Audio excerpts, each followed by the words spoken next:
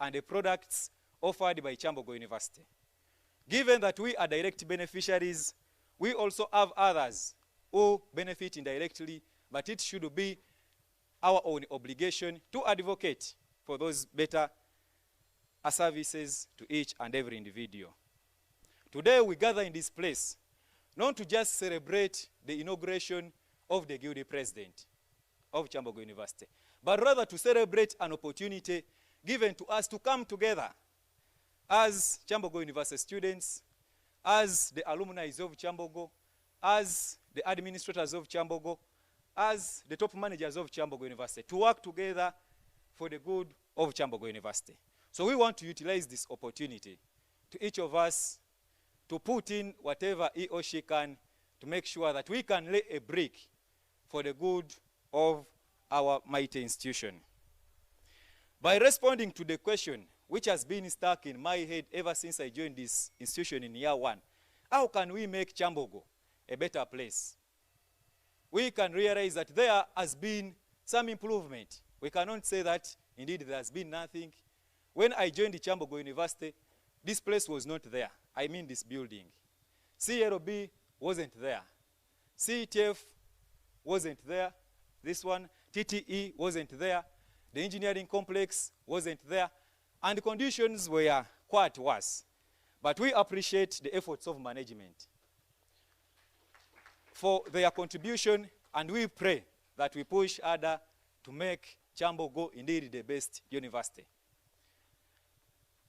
But I've been trying to figure out the answer, and this answer seems to be hinged on one point of origin. That these are specific areas that if indeed we can tackle them, we can change Kyambogo University, we can make Kyambogo attractive to each and every individual. If we tackle quality assurance, we acknowledge the passing of that policy on the 14th day of November, that was 2014, and it has been in place. We can notice some improvements, but we pray that the Quality Assurance Directorate continues to work harder towards meeting the interests of the community of Kyambogo. In particular, there has been a gap in the services rendered to the students, I mean the academic services. And we pray that if quality assurance enforces the client-focused approach, prioritizing the students of special needs, appraisal of lecturers, some of the chronic problems like delay of results, like missing marks, like harassment of students, we do believe they can be curbed down. So it is our prayer that we enforce more of quality assurance up to our lecture rooms where we study from. Second, relieving the financial burden from students. Any system which is internally efficient can only be assessed by its completion rates or the dropout rates. It is so touching that our dropout rates are somehow alarming and our completion rates are somehow dropping. From my analysis, I realize that even when students try to do whatever they can do to raise some bit of tuition, sometimes they are denied an opportunity to commence with their academic process. But we cannot entirely rely on the university management.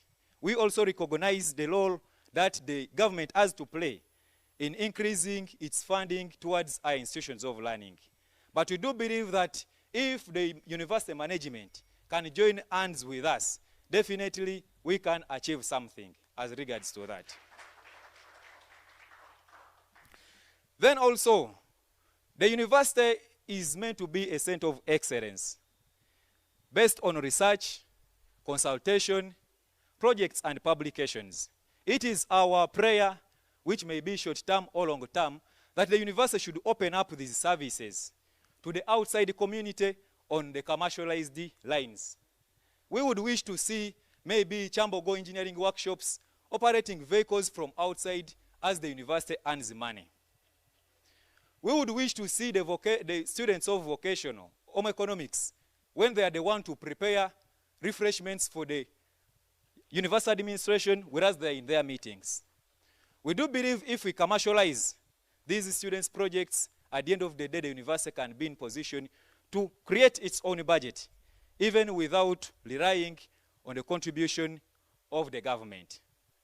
We also believe that once the university puts that in place, we understand they passed the resource mobilization policy, and we need it to be enforced purposely to relieve that financial burden from the students. So it is our humble prayer that the university puts this into consideration to reduce the number of dropout rates.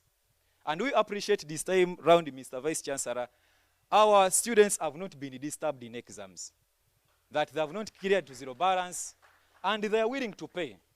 Given the background where we come from, we have been facing a number of financial challenges, and we pray to work in the same spirit even other times to come.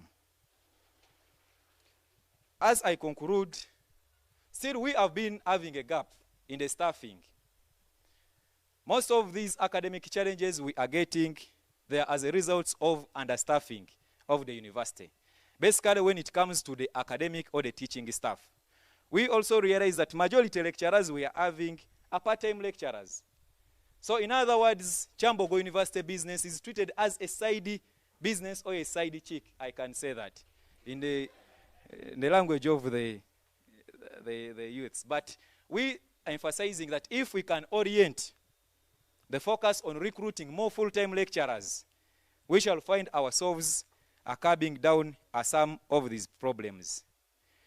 Lastly, we would wish to see the university interesting itself in socially developing its students.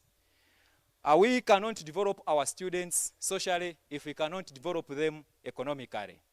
On that fact, we recognize the presence of the work scheme under the Office of the Dean. Madam, thank you. We also recognize the scholarship fund under the convocational.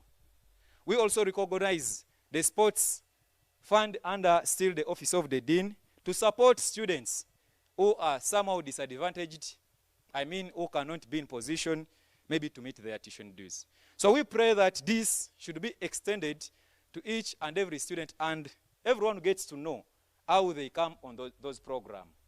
But it is our prayer, Mr. Vice Chancellor, that we can look through the issue of part-time employment.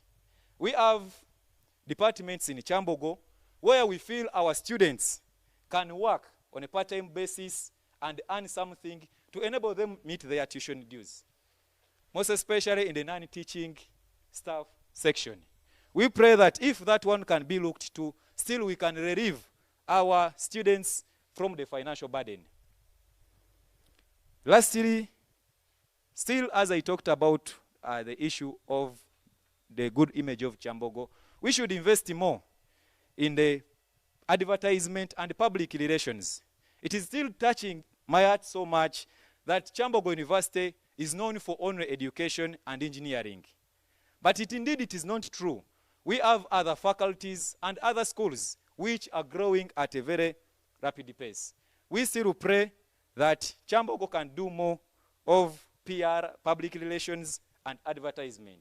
This can be achieved through community reach-outs, marketing our projects outside, and giving more exposure to students, in terms of private-public partnerships.